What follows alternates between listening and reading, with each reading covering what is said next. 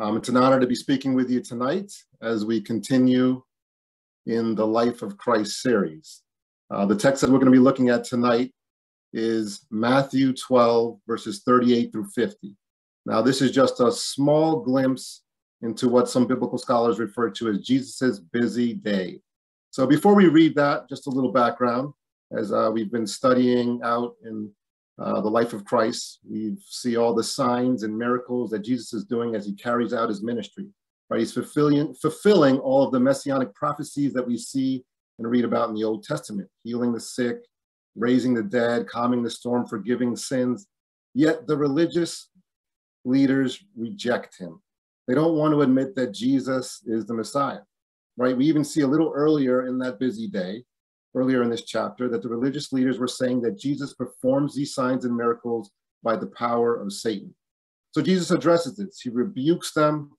And when they hear his logic and find that it's sound and they can't find any fault in it, they try to figure out another way to get at him.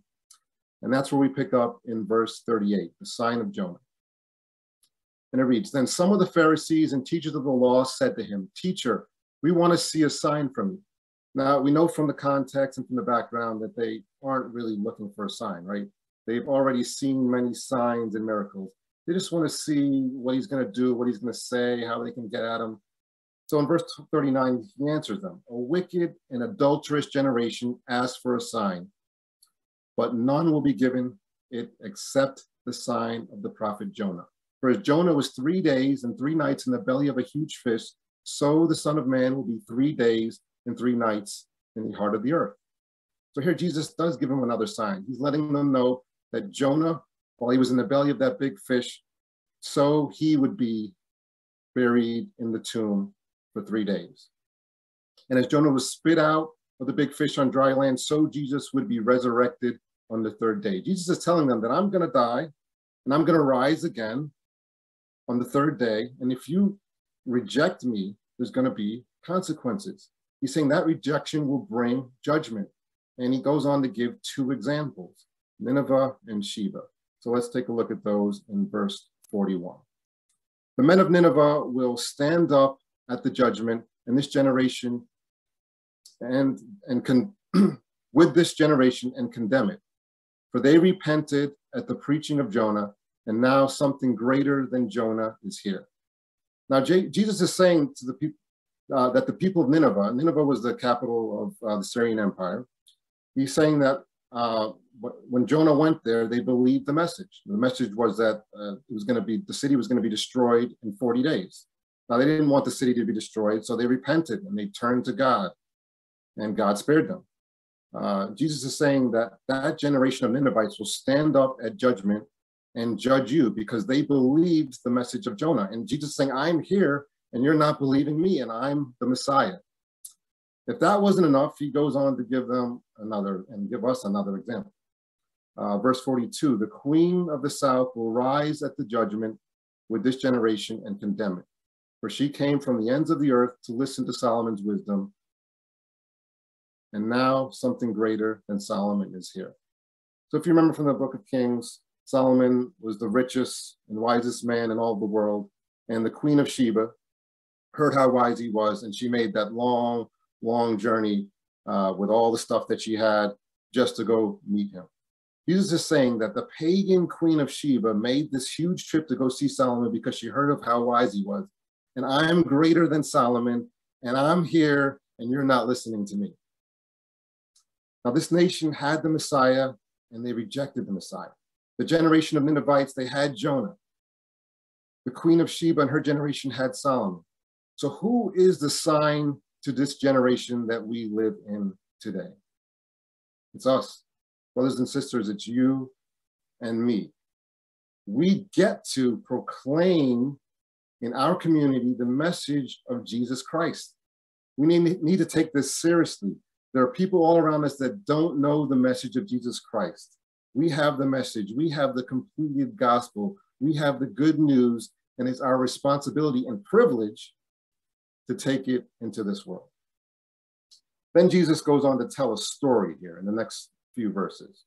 In verse 43, he says, "When an impure spirit comes out of a person," now we're talking about a demon that had left a person's body, It goes through arid places, seeking rest, and does not find it.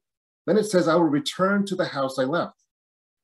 When it arrives, it finds the house unoccupied, swept clean, and put in order.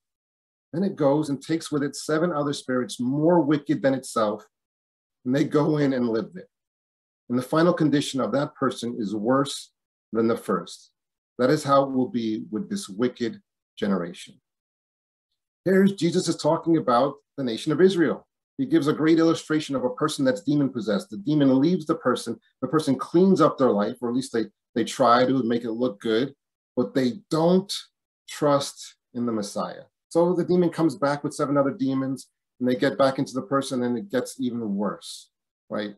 Jesus is painting the picture of a person who says, I'm going to clean up my life, and I'm going to live a good life, but they're never trusting in him.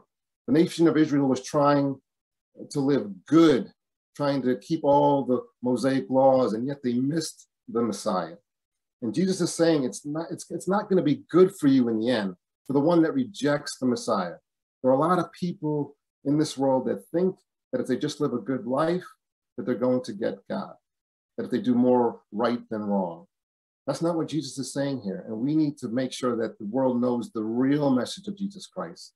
And it applies to us as well. Even as disciples of Christ, our hearts can become hardened and turn away from God if we don't continue to fill our hearts with Jesus Christ. So as this discussion was wrapping up, some familiar faces show up on the scene: Jesus' mother and brothers. Picking up in verse 46, it says, while Jesus was still talking to the crowd, now from what we can tell from the other gospel accounts, he's inside of a house here.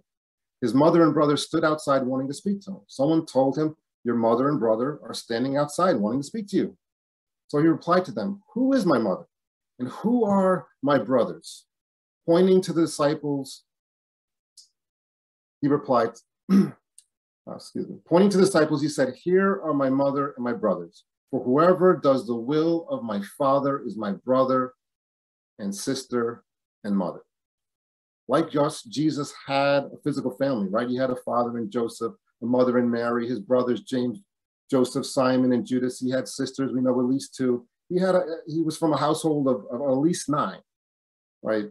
But did his family understand his ministry? Did they understand his purpose? Likely they did not, right? Fully understand it. John 7:5 says that even his own brothers did not believe in him. So why was Jesus' family trying to get his attention in this instance? Well, we don't know for certain, but we have a couple of clues. If we look at the other gospel account in Mark, chapter 3, verse 20 to 21, it says, then Jesus entered a house, and again a crowd gathered, so that he and his disciples were not even able to eat. When his family had heard about this, they went to take charge of him. Some versions said to seize him, but they said he is out of his mind. So likely they were concerned, right? He hadn't eaten. Maybe they thought his priorities were mixed up. Maybe it was because one of their family members, John the Baptist, had been taken into custody and was going to be killed. We don't know what exactly it was. Whether their intentions were good or bad, they interrupted Jesus, who was doing the will of God. But Jesus, he used this situation, this interruption, to teach a valuable lesson about being a part of God's family. His spiritual family are those that do the will of the Father. And God doesn't make his will a mystery, right? We see it throughout the scriptures. We're to believe, to repent, to be baptized, and to follow Jesus Christ. And Jesus doesn't devalue or depreciate the value of his physical family. He only elevates the value of his spiritual family, those that do the will of God. And as we elevate the value of our spiritual family and elevate the value of our relationship with God above all else, it elevates all of our relationships, including our physical families. Romans 8:16 through 17 says, the Spirit himself testifies with our spirit that we are God's children. Now, if we are children, then we are heirs, heirs of God and co-heirs with Christ, if indeed we share in his sufferings, in order that we may also share in his glory. I hope that this amazing spiritual relationship that we enjoy motivates us to make every effort to bring our physical family into our spiritual family. Amen. I hope you enjoy your discussion groups tonight.